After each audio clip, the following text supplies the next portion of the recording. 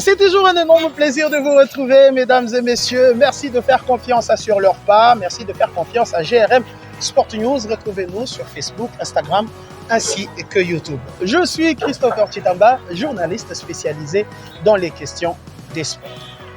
La République démocratique du Congo a valeur d'un sous-continent. C'est le deuxième pays le plus important sur la scène africaine en termes de superficie. Pourtant, les axes des sports sont bel et bien connus. Il y a Kinshasa et le Katanga dans son entièreté, tel que ça l'était à l'époque.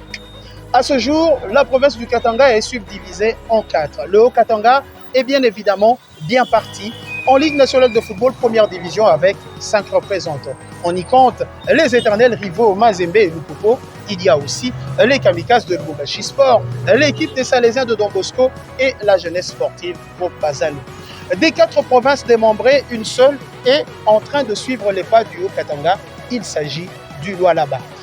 Lualaba, avec ses représentants à Kolwezi, a à ce jour 6 équipes en Ligue nationale de football. On en compte 2 en division d'honneur. Le Football Club Simba qui en est à sa seconde participation et l'équipe de Blessing tout juste promue en division d'honneur. Mais derrière, on compte 4 autres équipes en Ligue 2, ce qui probablement, avec du travail, va ramener une présence supplémentaire au Lualaba l'an prochain en Ligue nationale de football. Mais qu'est-ce qui est à la base de ce progrès? Où en sont les équipes du Lualaba, de Kolwezi plus précisément en cette Ligue nationale de football? Nous sommes déplacés jusqu'à Kolwezi pour vous présenter ici le focus sur les clubs du Lualaba.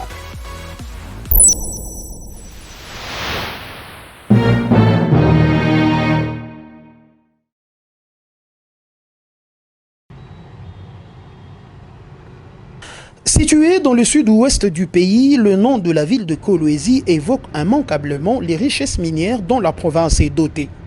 Un des coins de la République démocratique du Congo en pleine progression, le chef-lieu de la province du Lualaba a pourtant autre chose à faire valoir. Tenez, le sport en général et le football en particulier est en plein essor. La province compte à ce jour 6 équipes engagées en Ligue nationale de football, dont 2 au championnat d'élite et 4 autres en Ligue 2. Résultat obtenu grâce au travail mais aussi l'appui indéfectible du gouvernement provincial à ses représentants.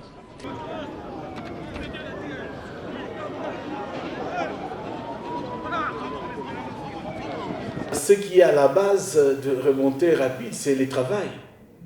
C'est le travail. Je crois qu'il y a les équipes qui étaient au niveau de l'entente. Ils ont travaillé. 2 ont été qualifiés. Et directement, ils ne pouvaient pas rester à ce stade. Ils ne devaient que monter au niveau de deuxième division. Nous avons encore une autre équipe qui était en 2-2, qui a aussi travaillé, qui était, je crois, premier, si je ne m'abuse. Non, c'est justement en deuxième division, qui est monté en première division. Donc, ce qui est à la base de cette montée rapide des équipes pour là-bas, c'est le travail. C'est le travail qui a fait que ces équipes puissent monter. Il n'y avait pas de favoritisme. Ils ont travaillé, ils ont mérité pour être là où ils sont en ce jour. Il avait dit, du moins en ce qui concerne les sports, qu'il a les soucis de promouvoir, n'est-ce pas, les sports au Lualaba.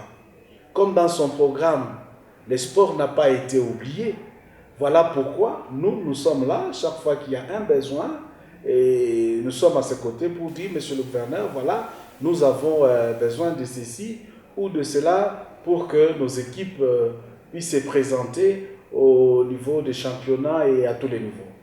Voilà pourquoi nous sommes derrière ces équipes et c'est ce qui fait qu'ils sont motivés chaque fois pour pouvoir donner le meilleur d'eux-mêmes.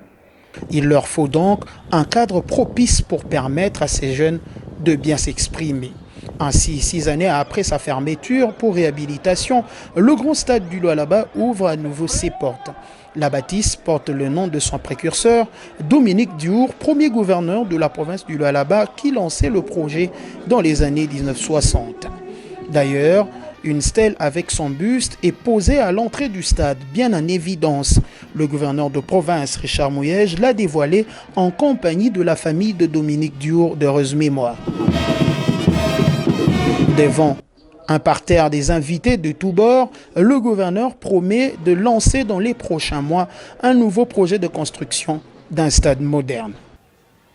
Grande est ma joie à cet instant où je prends la parole du haut de cette tribune en ce jour mémorable du 26 septembre 2020 où nous procédons à l'inauguration de ce complexe omnisport dans des circonstances assez particulières marquées par une menace transfrontalière due à la pandémie de la Covid-19. Vous me permettrez de rendre grâce à Dieu qui, par sa magnificence, a rendu possible l'événement de ce jour.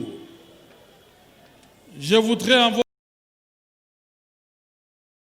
un remerciement au président de la République, chef de l'État, son Excellence Félix-Antoine Tshisekedi Tshilombo, pour sa vision de considérer l'homme au centre de toute l'action du gouvernement. Soucieux de respecter les devoirs de souvenir, le stade que nous inaugurons aujourd'hui est baptisé du nom de son initiateur déjà décédé. J'ai cité Diour Dominique, premier gouverneur de la province du Lualaba.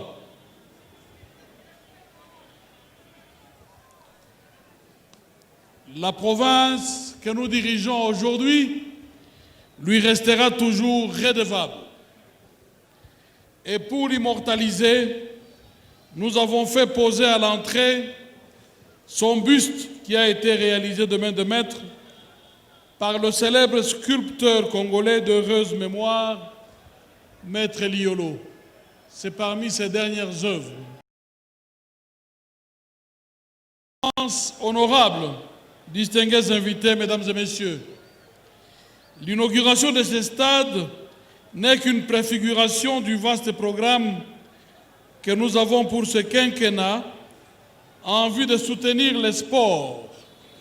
Et nous avons l'ambition de faire mieux, grâce à Dieu. Après cette étape importante, je nous exhorte à encourager toutes les initiatives d'accompagnement de nos équipes et demandons la sensibilité des entreprises de la région et d'autres personnes physiques pour l'éclosion du sport et de nos équipes. Cela est d'autant vrai car la pratique du sport est fondamentale pour le renforcement du lien social dans la province et c'est ici l'occasion de saluer la patience et la maturité dont la population du Lualaba en général et de la ville de Kolwezi en particulier a fait montre pendant toute la période de la réhabilitation de ce stade. Mesdames et messieurs, le complexe sportif du Dominique que nous inaugurons ce jour vient offrir aux sportifs de différentes disciplines. Je cite le football, le basketball, le volleyball, le handball, ainsi que l'athlétisme, un cadre qui leur permettra d'améliorer leur niveau de performance pour des résultats encore meilleurs que ceux atteints jusqu'à présent dans des conditions peu aisées. Nous avons donc là une superbe réalisation, mais la modestie nous oblige de reconnaître que cette œuvre n'est pas exempte de faiblesses et vous rassurons que vos apports et observations permettront d'apporter des corrections nécessaires. Mesdames et messieurs, je ne saurais clore mon propos sans en appeler à l'esprit de fair play, car c'est de cette manière que nous stimulerons la convivialité. Et c'est sur cette note que je déclare ouvert le complexe sportif du Dominique.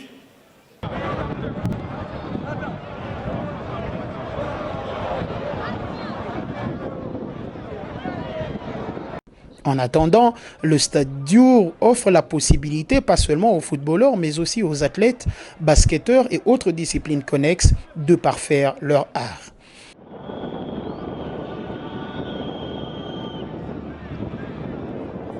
Tout juste promu en division d'honneur, Blessing Football Club Lualaba, créé il y a à peine 4 saisons, va vivre ses premières heures dans l'élite de la République démocratique du Congo. Pour ce faire, 14 jeunes joueurs sont venus en appui à l'effectif déjà gonflé en vue d'atteindre son objectif, le maintien. Rien n'est négligé chez les Bleus et Blancs avant de commencer la saison. Tous les compartiments sont revus pour s'assurer une bonne prestation la saison à venir.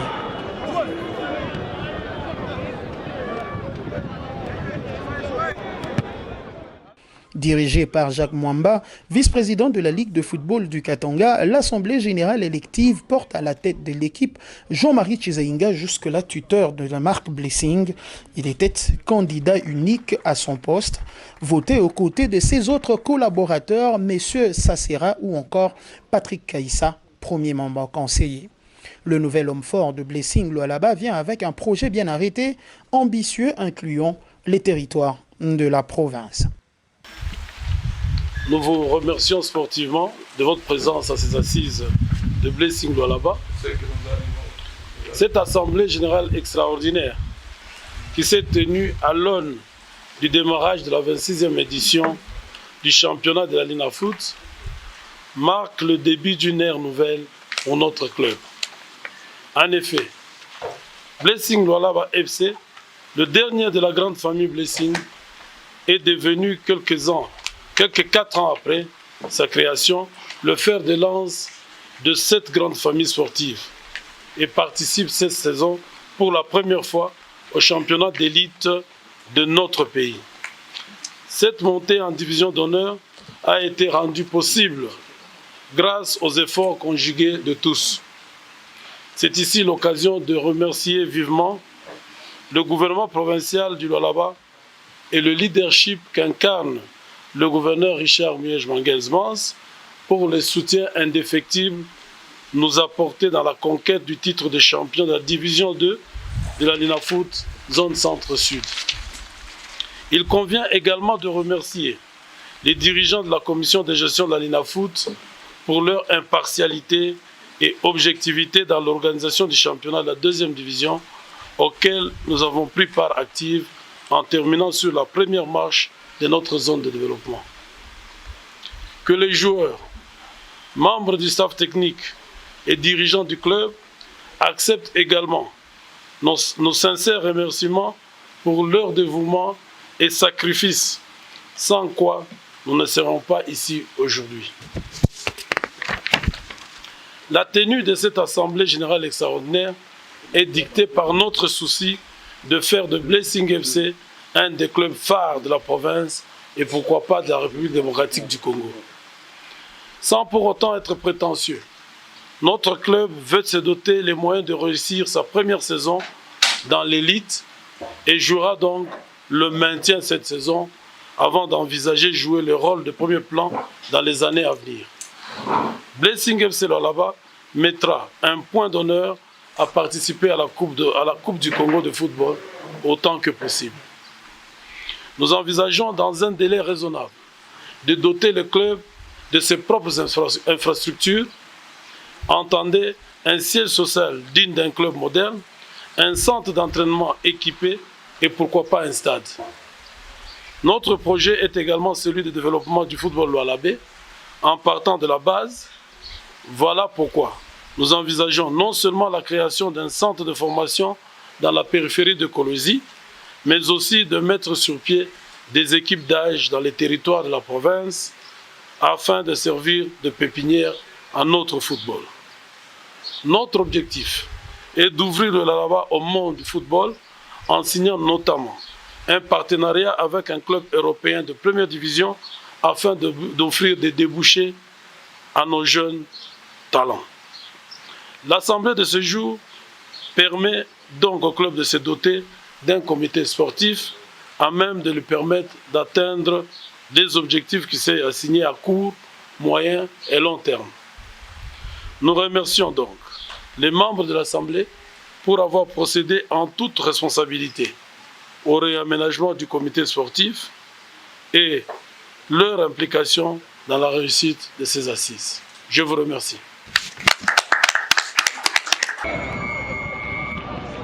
Pour sa première sortie, le promu croisera le tenant du titre et candidat à sa propre succession, le tout-puissant Mazembe Anglebert. Autant dire un sacré challenge d'entrée de jeu. Après avoir appris de ses premiers pas l'an dernier, le Football Club Simba revient pour sa seconde année de suite avec une envie renouvelée de faire mieux qu'assurer le maintien. Le staff dirigeant a changé, mais aussi l'effectif. Des joueurs venus d'un peu partout en Afrique ont intégré le groupe et se sont très vite adaptés à en croire les propos de Seydou Mpoyi, actuel capitaine de Rouge et Blanc de Kolwezi. Bon, ces jours déjà, l'équipe, ça va. On est en pleine préparation. Déjà avec la compétition qui s'annonce d'ici dimanche. On est bien. On attend entamer la compétition qui s'annonce déjà. Le renfort, pour moi, je sens que c'est important pour l'équipe. Pourquoi? Avec des matchs d'entraînement qu'on a essayé de jouer, on sent déjà qu'il y a une certaine cohésion entre nous et les nouveaux qui sont venus. Donc, je vous l'ai dit déjà d'avance qu'on va faire des bonnes choses, surtout avec notre nouvelle équipe pour cette saison. Ambition largement revue à la hausse, le FC Simba entrevoit dans son programme le chemin des compétitions africaines interclubs. Je tiens à vous dire que le comité qui est venu a amené un objectif que tous, donc toute l'équipe, on doit vraiment être derrière ça. Et surtout nous les joueurs qui sont les acteurs principaux. Donc on a les objectifs de jouer pour les titres, voilà. Ou bien c'est qualifié pour jouer la compétition africaine la saison prochaine. 4 années passées au sein de l'équipe, l'ancien de Sa Majesté Sangaba Lende a connu la Ligue nationale de football trop jeune et affronter les grands de ce pays a été plutôt bénéfique pour lui. Sur le plan personnel, Seydou Mpoyi a besoin de progresser pour mériter sa première sélection et ainsi tenter sa chance sous d'autres cieux. Personnellement, comme tout joueur qui joue un championnat congolais, surtout la Ligue 1, il va peut-être un jour se voir jouer à l'équipe nationale. Et c'est parmi ma première, je vais dire, l'ambition la plus principale pour moi. C'est voir une fois porter le maillot de la République. Ouais, et surtout, je tiens tellement à faire mieux pour arriver à l'objectif de l'équipe. Jouer cette compétition africaine, c'est aussi important pour moi. On doit être comme les autres qui sont partis, parce que ça fait aussi la fierté du championnat. Voir quelqu'un avec qui vous avez joué toute une saison et quitter, aller ailleurs, ça me donne aussi le goût de faire mieux pour aussi sortir. La réouverture du stade Diour est très bien accueillie par les acteurs. C'est quelque chose d'important pour moi, parce que d'abord, les publics qui peuvent venir dans les stades, dans l'ancien stade comme Manika, ils étaient toujours debout. Alors avec ces stades-là, quelqu'un peut être assis et puis il suit son match dans les calmes. C'est vraiment encourageant. C'est un stade aussi dans lequel nous trouvons beaucoup de disciplines. Il y a le basketball, donc les jeunes qui jouent au basket sont contents aussi de ces côtés-là. Il y a les joueurs comme nous, on est contents. Il y a les athlètes aussi sont là. Donc je peux dire, c'est toute la jeunesse sportive qui est contente.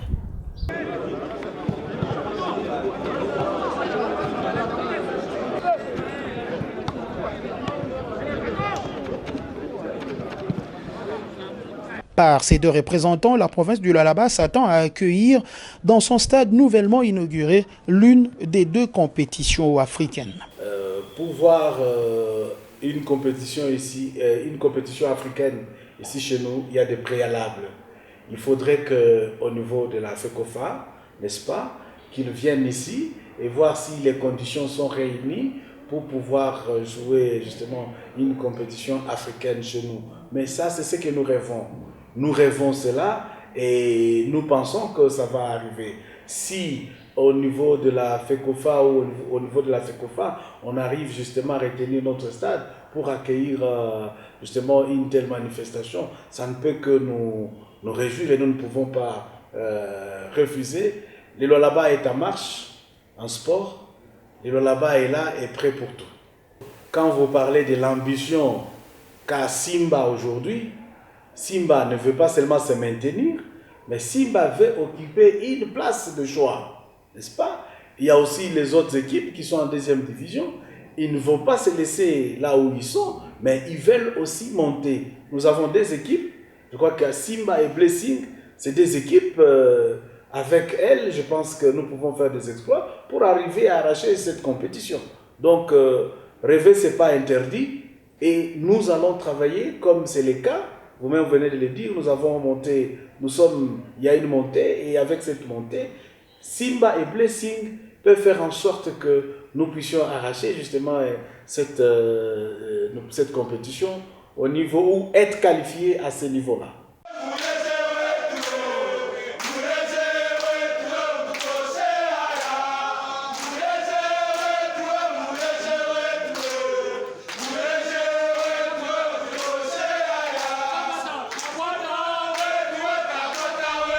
Sur le plan local, le CS Manika, grand rival du Football Club Simba, s'est doté d'un nouveau comité au grand bonheur des supporters après des longues années de crise. C'est désormais la personne de Richard Mouyej qui présidera aux destinées du club. Mouyej et Manika est une histoire d'amour qui date de bien longtemps. Manika, c'est une équipe que j'ai connue dans les années 80. Je faisais partie de l'équipe dirigeante. Le comité était dirigé par Emery Ngongo. Et aujourd'hui, je me rends compte que l'équipe sombre, ça ne serait pas responsable de rester indifférent. J'ai décidé de reprendre comme citoyen Mouyej. En tant que gouverneur Mouyej, j'ai l'obligation d'encadrer toutes les équipes, mais je dois faire un effort pour que Manika ressorte la tête et ça va se faire. Je sais ce qui m'attend, je suis habitué aux épreuves et je n'ai pas peur. Il sera secondé entre autres de Patrick Akwata, mais aussi de Joseph Yav Kachung. Le comité a pour objectif de ramener le plus tôt possible le club dans l'élite de la République démocratique du Congo et lui redonner tout son prestige d'antan. Le Lualaba arrive certes à grands pas. Le Lualaba est en train d'avancer. Mais ce que vous avez suivi n'est qu'une infime partie de ce que la République démocratique du Congo peut vous offrir. Le prochain focus se déplacera ailleurs pour vous montrer comment les provinces préparent leurs représentants. Ça a toujours été un plaisir, messieurs et dames, de vous savoir très nombreux avec nous. C'est par ici que nous allons jeter l'encre sur leurs pas. C'est votre programme et on continue, nous tous, à être sur vos traces. Allez, ciao, ciao, portez-vous très très bien chez vous. Bye bye.